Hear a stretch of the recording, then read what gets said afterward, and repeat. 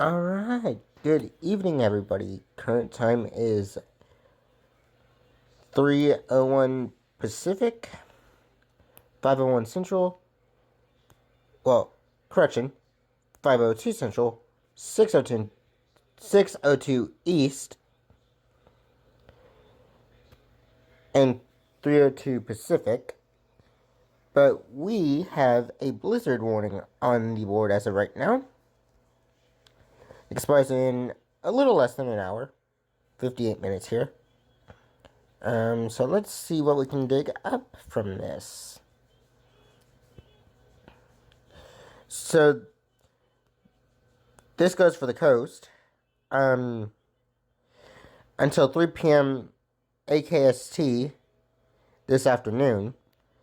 Travel could be very difficult. Areas of blowing snow will significantly reduce visibility. Additional details: in addition to reducing visibility, strong winds and waves could also lead to heavy freezing spray, which may create light ice accumulations on surfaces. So let's see here. We also have two special weather statements here. All of them for New York, apparently. So this is Storm Spotter Aces saying peace out. I will be back with more weather content soon.